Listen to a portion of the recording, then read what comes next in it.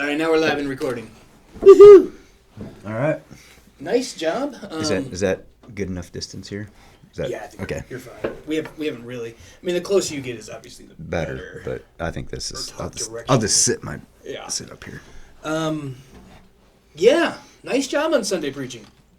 Well, you teed it up for me. I Nacho, tried to. Nacho man, That was fun. Nacho purpose. I was like, I don't know if Dan's gonna go for this or not. Oh, I loved it. Apparently, you were all over it.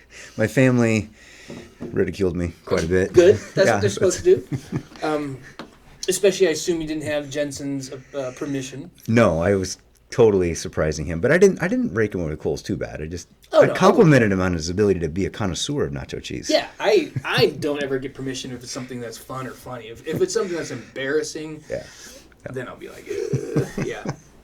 Oftentimes, when I preach on something family-wise, it's self-deprecating to me, so they kind of enjoy it. It kind of works out. I made myself somewhat the hero of my own sermon, which is a huge mistake. No. It's a very applicable story. For those listening and not aware of the story of you starting to go down the path of PhD, thinking that there would be purpose. That's what the sermon series is called for a purpose. So there will be purpose in getting this PhD that is significance for your life, for your family. For Is blah, blah, the right blah. thing to do if I'm a math educator and I'm climbing the ladder. Yeah, PhD in math ed seems like the next step. So I was like, yeah, let's Right. do this thing. right. And then very early in. First course. Thank course. God, the first course. Because I talked to other people who 2 years in are like, I hate myself in my life and I want to quit right now, but I can't. I'm so glad I got it figured Yeah. out. First course. Yeah, so then you dropped out because didn't drop out. You I quit. finished. I finished the class. I got an A. Right. You got an A in the class, so you didn't drop out like you couldn't hack it or too many absences or something. Yeah. You, No, I did. stopped the course. I stopped and decided to do. I decided that was a no. And God does not want me to do this. opened up a brand new. So what I like about that story is, so we're going to talk about purpose a little bit. I think is what we're going to be doing. Yep. So what I like about that story. I'm tanning, by the way. That's why I'm so tan, because we're going to Mexico. You are tanning. Yes. You're actually tanning. I'm like Christmas with the Cranks. So when I won't. Otherwise, I'll burn. I'll get on the beach. And They make sunscreen. I don't like sunscreen, and I'm not good at applying it. Believe me, that's my family. So you are currently going to a tanning booth. Yes, and I've done this when I've gone in the past. I have never regretted it. Okay. I know that lowers your opinion of me instantly, but it is practical, and it's great. It's like one step above, like the cream bronzer or whatever, like the wipe on self tan stuff. Yeah. Like if you were doing that, No, I'm just trying to protect myself when I go on the beach But that it's I don't only, like, just char above that. I don't get charred. I'll still put sunscreen on, but that's in case anybody's wondering. All My right, face is sorry. red. sorry, I'm just struggling with the idea of you in a tanning bed, like in a Speedo or something. No. Okay, but you have to wear the little things. Mm-hmm. Yeah, Yep. it's a good look. Nobody's questioning your masculinity today. No, especially the ladies running the place. Yeah. It's like 22-year-old girl, My wife's 22-year-old girl, Sarah's 22-year-old girl. Sarah's going to the same Dan. spot, so Sarah's going to the same spot, so they know Oh, so they just think you're weird. we're going It's that together. weird couple. Yes. Like they tan together. That's weird. No, we don't at the same time, but but Like she's holding hands. Yeah. between tan. So you're like tan all the way to your it's wrists. not like a couple's massage. They should make a dual tanning bed. like a big enough for two people, like two little divots you could both lay in it, and then you could hold hands and you could tan like the fingers into each other's hand. Is that so romantic, Dan? Hey, it's our 25th anniversary, so I will do about anything. I will do whatever my life tells me. I like going on a trip. I like going to the beach, and I like getting not burnt. Okay, no, yeah. So, This is totally normal. if we go back again, I will tan again. And you need to find a dual tanning bed. You need to. I need to. They have two in the place. Maybe we could just Scoot 'em suggest it. together? Yeah, put them in the same room. Nacho purpose. Nacho purpose. If you get tanned. So, all right, we gotta stop. I will keep running down that rabbit hole for an hour. Back to purpose. So, yes, what I liked about that story was that you had a plan for higher education or continued education, and so this is kind of working into my sermon. I may even use your story and like do it again, Or just, yeah. like briefly. Yeah, So but we just- heard last yeah, week about tie it David's in, story. yeah. So he had plans for higher education or secondary education, ongoing ed, and God said, "Okay, that's not a bad plan, but you got the wrong purpose." So was it within like just 6-8 months you were? 1 month. It was 1 month. Well, when you started classes, though. I started in September. Yeah. And by December, I was done. Yeah. And started down the path of seminary by January. Oh wow. The next month. So the Lord was like, Gloria Day had been talking a while Mm-hmm. and had not, but then they heard I got young so family. they had things queued up for you. And I'd been doing stuff. Yeah. And I think back, they had been asking me to do things like little video sermonette things or do a little thing for the youth. Right. I think, and I didn't realize it at the time, but then when I told them, hey, I just quit, I'm not sure what God wants me to do now. And then Ron Burcham. See, there was the plan of continuing ed, good plan, wrong purpose. So the Lord was like, all right, let's continue your ed this direction and go seminary. And then I got shingles by the spring because I had to take those entrance exams. I was worried about those. It's a really hard 6 months of my existence Holy to cow. go from this to this and being freaked those out. entrance exams aren't tough. I failed a couple of them twice. Okay. I took them when I was 20. Yeah, no, 19, 20, I think I had to take 2 of them a second time because they gave you 3 attempts. How old was I when I graduated college? Like 20, Undergrad, 22? probably 22. Yeah. Yeah, I had 4 years of doing it. I was 40 some years old. I was like your age right now when I took those exams. Not clicking. Yeah, I get it. Yeah, it is rough. So Plus, I had taken no courses right, and then in Old Testament, New Testament, or Christian theology, really, besides Bible studies right. for many years. Well, That here's was it. something kind of funny. I didn't know that the courses I was taking were geared towards those entrance exams. Oh yeah, for sure. No clue.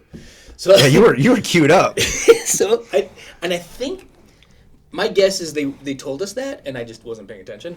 That makes complete sense.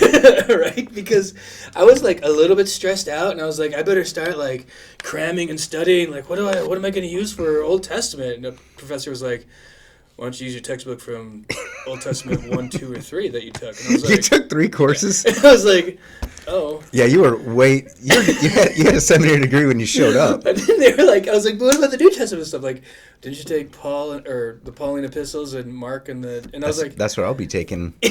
I still haven't taken that class. I was like, well, yeah. And they're like, well, that's what those exams are. So then I just took them, and I was like, oh, that was easy. Stop making me feel so bad about myself. In my lack of education. You're just taking the long route, the more I'm a challenging, late the bloomer. scenic route. Very late bloomer. But yeah, so purpose. You sent me a text. What else do we want to cover on purpose? Purpose. Oh, about so the American version of purpose, I went down the path of not hedonism, not materialism, not down the sinful path of the law, right? To curb mirror guide. So I went down like here's because I was just like what not to do was my primary purpose. So you can Yes. backfill with the next 3 weeks. What should we do and how do we go about this and what does this look like? Right. So that's all And I the did. thing I'm going to be doing is that plan versus purpose, and say That's this week, right? Yes, this Sunday. And one of the illustrations I'm planning on using is putting up an image of the just rough schematics of the building plan. So that's a plan. What's the purpose? Purpose. There, very good. Yeah. So it's not like we go through life without planning, or we walk through life going, whatever you want me to do today, God, this is what I'll do. But there's a lot of discipline in finding your purpose, and it it is not in making plans and seeing what happens. Yes. That is not what we're going to do. It's not what the church does. Like you've talked to me about this, like setting goals or like SMART goals. These tools we use to figure out how to do stuff. That's the after the purpose. Yes. That's the secondary. Or when you say make my goals, don't make them dependent on God doing his thing. Like You didn't say that right. Or I mean, Dependent on God. But dependent on God, but don't write them so it's essentially your efforts. yes, exactly. Make them around your efforts, and God will bless or not those efforts. We're in a weird profession where you can't set a goal and plan on measuring. Yeah, the metric, the SMART goal, the measurable. Right, what only God can provide. Like I can't. If God pours, maybe He pours out one, maybe He pours out 10,000. Come on, Holy Spirit. Yeah, like I can't force God's hand on this. Be like, hey Lord, listen, I set a goal for 100 new converts this year, and you've only given me 3. So Remember that funny goal? Like I wanted half of our worship group, half of our worship attendance being a home group ministry within a year. Yeah. And then COVID. Yeah. And ironically, I was like, that's a very aggressive goal. We'll revisit this. And you were like, I think I can do it. We're on our path, and then COVID. So I'm not stupid. I'm not. Two things I've learned. Like I'll say words like, I never want to be a pastor. I've said that. Yes. I'm never going to school again, or I'm never right. Every time I say that, it's always the opposite. Yeah. So I try to remove that from my vocabulary. Right. So I'm finding purpose, or not what I'm going to do. I tried to stay away from the absolutes. Yeah. That is really important because For sure this, yeah, or for sure not this. and we can talk about like the global purpose of God's overarching global purpose is that all men believe and have a saving faith and live with Him for eternity, and then like so that's good. That's like, in the Bible. That's scriptures and stuff. So like if you dial that down a level, so all who believe in Him ultimately serve His purpose, even if I'm literally a vegetable on a ventilator my entire life, and then somebody unplugs me after 80 years, and I die. I have fulfilled God's purpose if I have a saving faith. Yes. His overarching purpose. Which you gave me Psalm 138, that He will, His purposes will be fulfilled in you. Yeah, it's not an option. It's not an option. But then, like, secondary to that is essentially serves that. So I can have a purpose that serves that overarching purpose. That, you know, for us, we've got, it's easy to point to preaching, teaching, administering sacraments. We're starting to look for purpose that have to do with professional ministry, that kind of stuff. So it is pretty easy for us. I think we're oftentimes outside of this conversation. I had this other job too. You less than me. So I have a whole nother sphere that a dot needs to be connected to a purpose. Right. When most teachers have this. They call it's a calling for many teachers. Yes. Yep. But it's the same idea. But what I'm noticing is the more professionalized everything gets, even the ministry, we seem to start steering away from this is what God has called me to do or equipped me to do, or this is what He wants me to do. Right. Or I connect that dot of this vocation is in direct connection to what God is calling me, my purpose for life. This is one of the things He's called me to do, to be a dad or a husband. Or do you think that's like people feel that way because like their lives become more complicated, or I don't know. I think sometimes we get so blurred in the secular realm that it's easier to have the conversation in the secular realm, or like I'm really in control, or I'm the one who's dictating this, or this is the right thing to do, whether I'm a Christian or not. It's easy, I think, to bounce out of that framework. It's like the Sunday morning framework, you know, now it's Monday. It's like, oh, that still applies. That's still the thing. Right. But people have these channels they switch, and I think that's one of the channels we switch vocationally or purpose. And a lot of times if I have I'm grading a really bad project on stats, and it's like, this is my purpose in life right now. This is and to totally connect purpose that I dot, have. or I'm working on a spreadsheet, or I'm doing some mundane whatever, sweeping the floor, But those dots should be able to connect it all the way back to some vocation/purpose, which is Right. why you're doing it for God's glory. And you don't work for men. Right. You're working for the Lord. Yeah. I think we import from the business world into our spiritual realm. And that's why I warn against setting up goals with metrics and measurables that would actually require you to influence God and coerce God into doing something. Well, here's what I can do. I know I can perform X, Y, and Z. If God delivers 120%, I go, whew, that was what God wanted me to do. And if I get like at 2%, I go, whew, that is not what God wanted me to do. Well, and then we have this paradox. If this is all God's will and work, and He's going to bear fruit where He's going to bear fruit, but He does it with us. Yeah. Yep. And so we've got this paradoxical situation where who He gets all the glory and all that, but if I'm, for instance, doing things that are contrary to God's will, like willfully sinning, Yeah. Being a horrible human being when we look at the law, or even a good thing that isn't what He wants. And this is where I think all people struggle, and they should struggle. I think this is good. You should lean into the struggle of, why am I here? Am I doing something I shouldn't? What would God want me to do here? And then sin boldly. Yeah. And Yeah. move forward and do it. And then so when we do see fruit, so this is the reap and sow paradox, is what I'd say. Right. We're seeing fruit, right? So we should probably keep doing that. Yep. Yep. It's just good farming. Yeah, it's good for me. That No fruit is happening here. every time I plant corn, I get a great crop. I plant soybeans, it's crap. So, It's good, Iowa. good. There you go. Everybody from Iowa. Yep. And it's important to know that we're not measured by God based on what God provides either. So Then we got works righteous, right? So this Right. is the thing we always screw up, though. well, yeah, and Potentially. you can do it either direction. You can say I'm worried that God is judging me on my performance, that I'm doing enough things, enough times, enough whatever. And you can also get the other side of that and say, well, okay, I'm not going to stress on that. I'm just going to do what I can do and lead a balanced, healthy life in terms of my work life and my spirituality and the two kingdoms. Do all that really nice, but then I just feel like I'm not like seeing God work in my life as much as in Dan's life. I mean, Dan is inviting neighbors to church and they're showing up, and Dan is this and Dan is You that. don't have enough notches in your belt. But see, that's what God delivers. So you can't. But there are theologies out there, Oh yeah. especially with the synergistic theologies Right. of how many people have you saved, Luke? Right, exactly. That would be 0. And that's everybody's a 0. But there's people who say, no, I Right.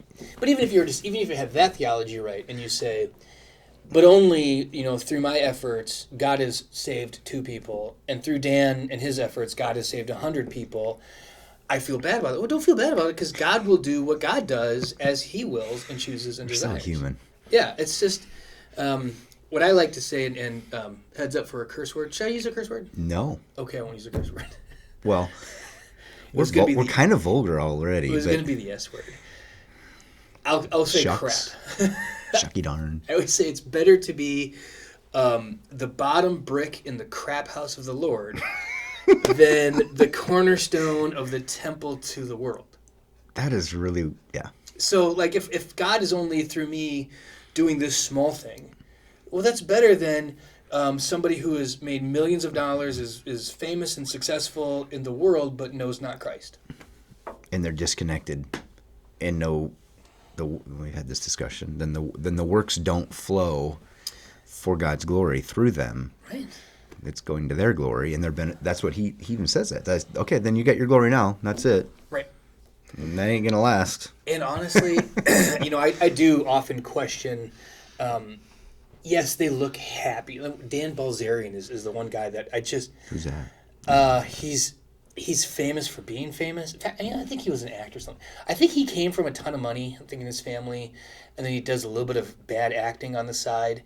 But like, I don't. For anybody who knows who this is, I don't like follow his Instagram. I don't check him out a lot because it's almost always like very scantily, like hundreds of very scantily clad women, and he's dancing on a yacht, and he is living this like pimped out crazy lifestyle. The hedonistic, materialistic epitome, right? Like if you were to condense all the hedonism in the U.S. down into like one gross. He's the poster child. Yeah, he is the pimple of all of that. Dan Bilzerian. Anyways. But it's kind of funny to watch. Like, just the way he's always got cigars and shit. It's funny. I think that in him somewhere, he probably just has this empty spot. For sure he does. And it doesn't look that way. But just because it looks one way doesn't mean it is that way. Well, usually, so he's just doubling down on his worldview.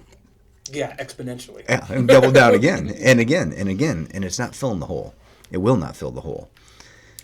In America, so we have this tendency to fill the hole with all this stuff, and but then even in Christians, we have a tendency that I think is dangerous as well.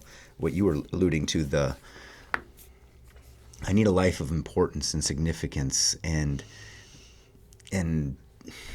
whatever, Somebody brought this up at SEM, and I thought this was a very interesting statement.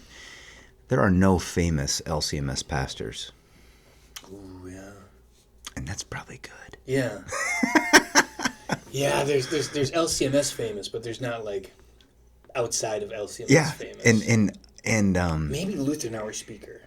Yeah. Ozzy Hoffman, was that his name? I don't know. Hoffman or whatever his first name was. I think it was Ozzy. Exactly. So famous we can't remember. Yeah. So I went to school with Matt Hoffman. He's a great guy. Oh, there's wonderful things, but the TV show Made, I think, was an MTV show. So since like I'm a 90-pound weakling, I want to be a middle linebacker. Mm-hmm. Make that happen. Right. So people will. They're not even designed or supposed to do this, but they're going to chase these things that the world says are whatever. I think for Christians, they're like, well, I need to be something in the church, right, or I need to be doing kingdom work and to find my purpose, which in itself is a very good thing. Yeah. What does God want me to do? Does he want me to help a church? Sure. And all that stuff. But I think our American bent can twist that and then kind of almost become Pelagianism a little bit. Yeah.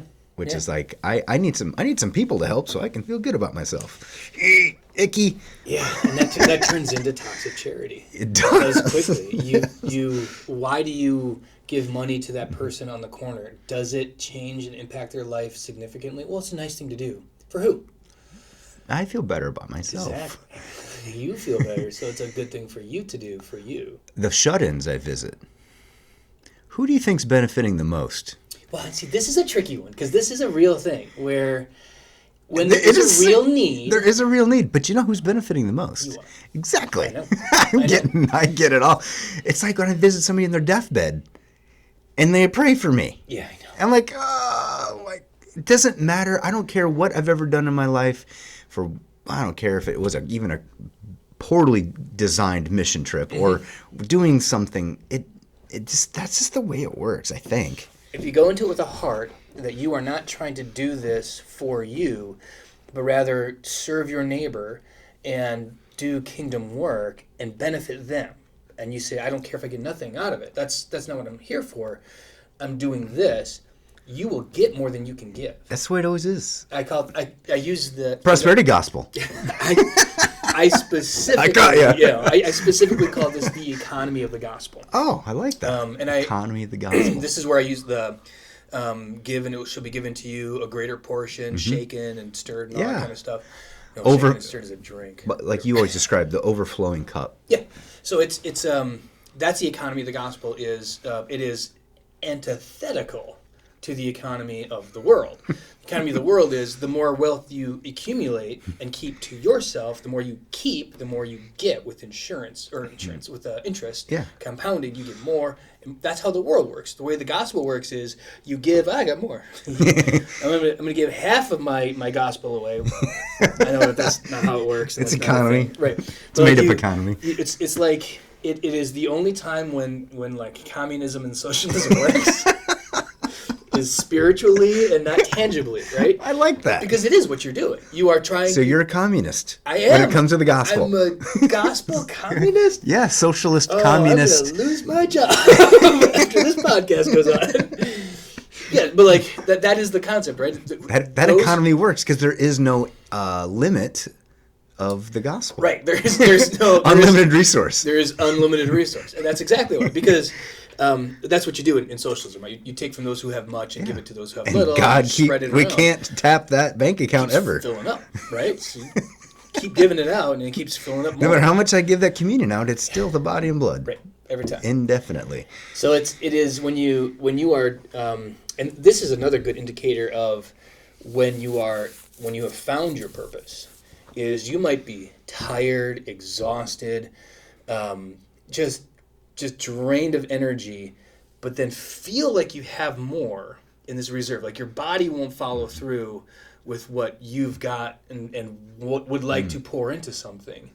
And you're like, well, now you're on point as far as purpose goes. It might the number one thing that I say about this, the difference between the church I served before and the church I serve now, is not what I did after a council meeting, because in both cases it is drink a double whiskey. But the reason I do that is very different. That reminds me of the movie Sweet Home Alabama. Reese Witherspoon. I think my wife made me there's watch only that. one. There's one. The only thing that's redeeming about this movie is this one line. My dad told me, "Never drink to make a bad time good. Only drink to make a good time better." Oh, there you go. That's what you're describing. Well, actually, what I'm describing is I'll leave a council meeting now and just be like tired. Like I've had to think a lot and process, so like I'm mentally, emotionally drained. But I'm leaving like so amped up because there are people who like truly want to see this church do God's will, and don't care. Like, well, what if we don't get 500 new members? It doesn't matter. We're doing what God wants us to. And like the conversations we have, I get home and I'm exhausted and I can't sleep. So You always have that problem. That's why you exhaust yourself. every single council meeting I leave, I'm like, That's great. I should come to one. I came to one. yeah. But I'm just spun up and I sit there, my mind and my heart just keep going and my body's like, stop, go to sleep. Go to sleep. That's cool. Yeah, it is. It is awesome. Yeah, I've before I became in the ministry, just teaching. I that's the way I was. Yeah. I didn't feel like I was ever really going to work, even though I was killing myself. Yeah. Especially teaching in a small school. I mean, but yeah, things are. Yeah, I feel it good and bad in both arenas. There's sometimes I don't want to do church stuff, for sure. Oh, for sure. But there's other times it's like natural. You know, I spent a couple hours just trying to touch base with people today and find out people's phone numbers, and which sounds like really boring, secretarial, kind of like mundane. Mm-hmm. But there's a purpose behind it, and I'm like, I really want to get this figured out and do this, and I like calling people on the phone and talking to them and praying with them and finding out about stuff, and it fits me personally. I feel I get energy from it. I really enjoy it.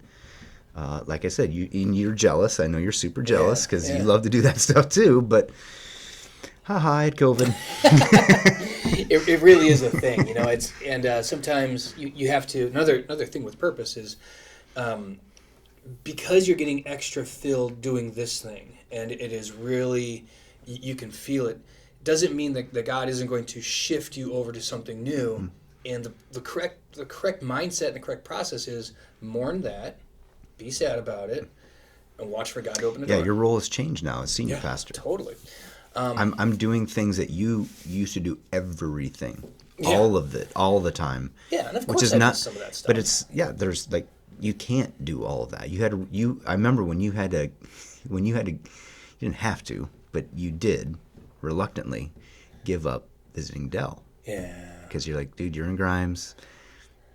You need to do this. You're training me. You're trying to equip me, but you had to pull yourself out of that situation, which had to be very hard. It's not like you totally pulled yourself out, but you had a million other things to do. Right. And there's always good things to do. Like I was saying, that you can leave a good thing to make yourself available for God's better thing. Or Pastor Tim Phillips is a great. I think you could use this one maybe. Make plans, but be prepared for God's better plan. Right. And now let me actually reveal something to you that I had not told you. Uh-oh. But I did talk to Maybe we Dell should- and his family a little bit about this. Okay, good. The main component of letting Dell go to you for visits, and I'm gonna choke up again on this. I choked up talking to his wife, and I'm just trying not to use too many names in case they're watching. So Dell's fine. Dell's passed and gone, he's with the Lord, thank God. I said, part of this too is equipping. God, I'm gonna choke up. I miss Dell. To equip you to know that I trust you. Because if I was like, we're gonna split up who we visit, but not Dell. I mean, he's gonna drive all the way to Grimes from his house, and you live like 5 blocks from me. I'm a mile and a half, I guess. Yeah, so it'd be like, that's, and then it also looks like I'm playing favorites, and not just with, because Dell was my favorite. I'm not even gonna pretend. It's okay. Screw it, I don't care. I like Dell.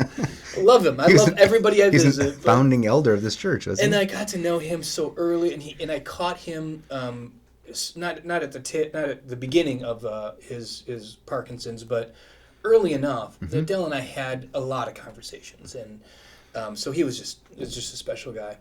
But to also know, like, I'm not going to keep the best stuff from me, and I'm going to do what makes sense, and I'm not going to be the guy who's like, well, I'll take the shut-ins I like to visit, and you can take the ones that I don't. I like to visit them all. I'm just saying hypothetically.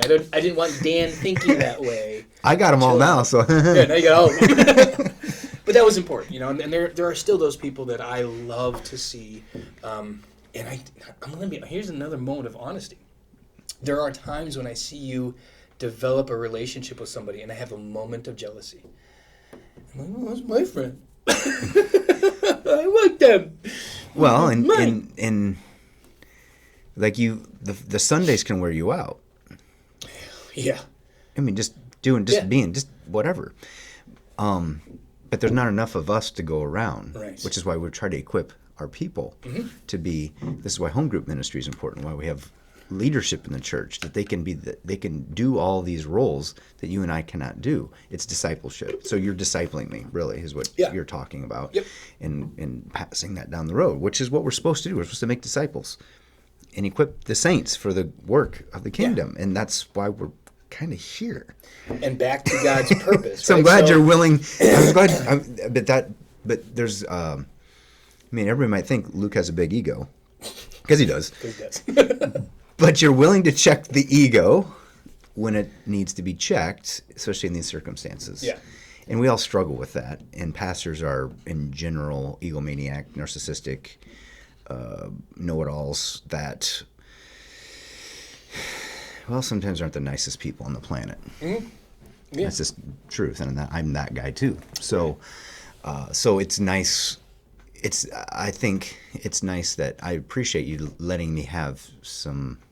And then when I'm meeting somebody in the narthex, and I can tell you're looking at me, and you're like, "All right, I'm just gonna let Dan do that," because especially if the church is growing, even during COVID, there's going to be physically impossible for us to know everybody. Yeah. At some point. Absolutely. And it's so you kind of check what you like and desire and those things that feed you to try and see this bigger purpose. And then where you find what you've traded is now watching it multiply.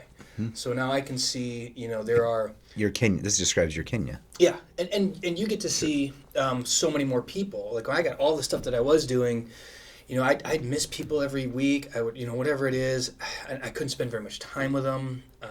There were often times I'd be in and out in 15, 20 minutes, and I just felt bad about that. But I was like, I got 3 more people I got to see today. Yes.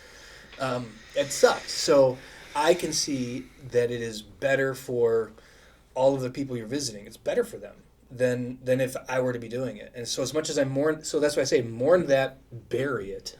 Well, when you get COVID, well, now your wife's vaccinated, so you're a fan. Maybe you won't get it. I will be stunned if I don't ever get COVID.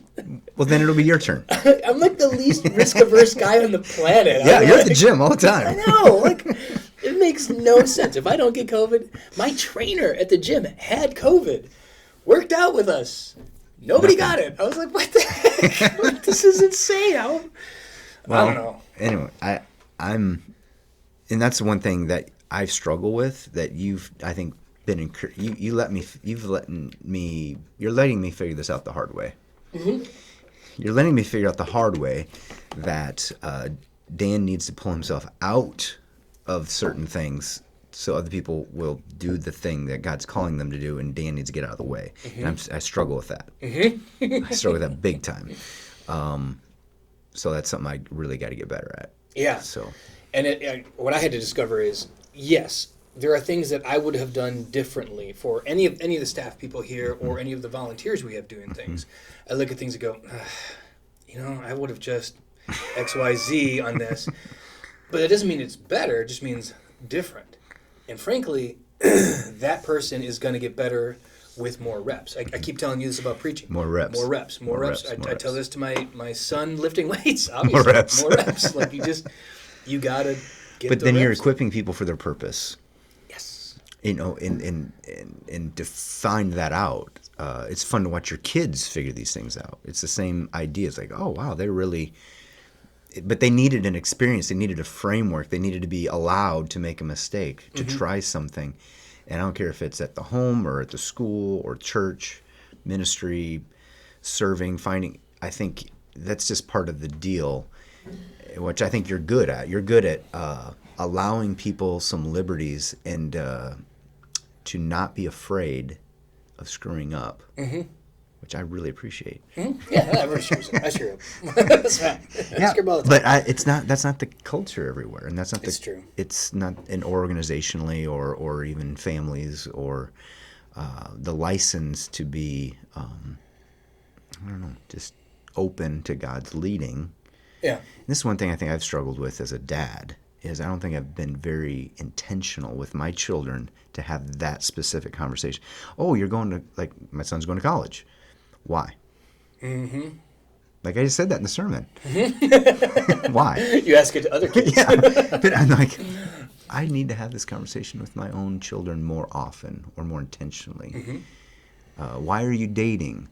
Why are you going to school? Why are you working your tail off in this thing? Mm-hmm. And it helps bring perspective. And I think one toxic thing for me personally, and I think for a lot of Americans, is our overemphasis on the why of youth sports. Preach. I spent way too much time and energy, mentally and physically and time-wise, on something that honestly is not that important. Yeah. Yeah. I see it everywhere. Clive, they have games scheduled Sunday mornings all the time in this town. Yeah. And I'm like, ouch. Yeah. So I've been at those games. Right. You're making me think that. So one of the things that I'd like to think about is what would my greatest accomplishment be when all is said and done? And honestly, I'm starting to see what I've been thinking potentially come to fruition. I can see it on the horizon. That is, I would love for my kids to be incredible church members. I've been asked several times, do you want, would you hope that your son would be a pastor someday? No. Nope. Too talented for that. He's too smart. My son. He's already smarter and better than me in everything. Yeah. So. And Isaac would actually make a great pastor. He is... he's so chill. He's chill. He can speak well in front of people. He doesn't get nervous. He's smart. He's nice. But But He's way nicer than you. I know he is. Isn't it weird? And he's like very socially in tune. If somebody asks him a question, he'll answer and then follow up. And you're like, I never taught him that. Like, Beyond he just his years, does it. yeah. Yeah, it's just weird.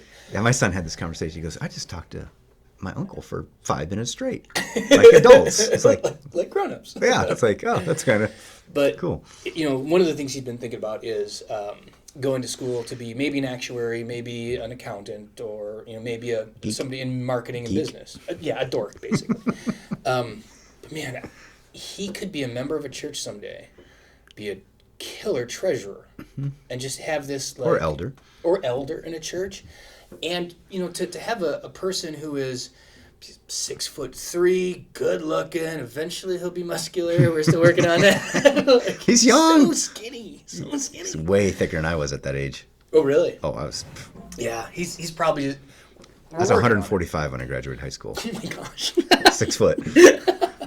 Well, he finished football at 165, and he weighed 179 2 days ago. Yeah. Dude, he is stacking on weight. Yeah, he's as gonna get fast. thick, He's but- gonna get big. But the point is, like, that's just this other. There's guys out there. This, if I'm being really honest, this is a moment of like, this podcast is way too much honesty to it. I like it. Like the lifting weights, being kind of who I am persona is not at all fake. This is who I am. I think there's too many pastors who try and pull that in and turn into the pious monk who speaks these words of wisdom, and people go, oh, that isn't very drawing to regular dudes who want to drink a beer, maybe swear a little Shoot bit, and kill something. shoot and kill things. Like, I strike a golf ball, which I know is very non. there's a lot of dudes who do that. There And, are like, dudes who do yeah, that. And I give because it's that really hard to respect. do. Well, Yeah. My neighbor across the street loves to golf. I should go see him. He's a great guy. He's an atheist. We've had a lot of conversations, but He's a golfer. he'll never I love connect with me on lifting weights and that kind of stuff. That's not his thing. But that's sort of a. I want my kids to be that. I want my daughters to grow up to be those women, those wives, those mothers. If that's what God has for them, I want people to see that and go, oh, so you don't have to be whatever people have stereotypically in their head as a Christian woman or a Christian man. You mean you don't just shut them in your house and never let them talk to Wearing anybody? the doilies and I'm teasing to anybody who's wearing a doily or whatever that's called. I don't know. But that's not attractive to. But people were closer to God in the 1800s, so maybe we should act like the 1800s. No, they were not closer to God in the 1800s. Some people try to look like that. They do. Good for them. Good for them. Hey, so I think we're finding out that our role in this whole sermon series, right, about purpose and helping people guide them down that path. Personally, we need to also be doing this and being more intentional with those we are in relationship with within the church or within our homes, and Right. and using a framework based on what God has said and designed. And it's, I don't know, there's so many books on this that have nothing to do with the Bible, True. It's true. and they just lead the 5 whys.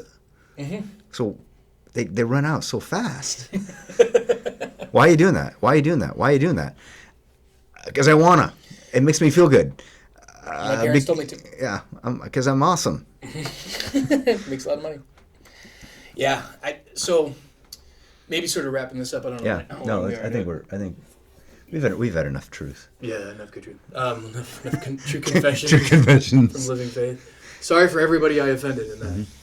I'm not. I shouldn't lie and say I'm tan. sorry. Yeah, to just bring it back. All right, we'll talk more purpose on Sunday. Catch the sermon this week. Yeah. Should be good. Was it the 3rd of January is the next sermon, and plans versus purpose. We'll get through to the end, really working hard Finding so God's people purpose. can find God's purpose for their life. That is the goal. So, all right, see you guys later.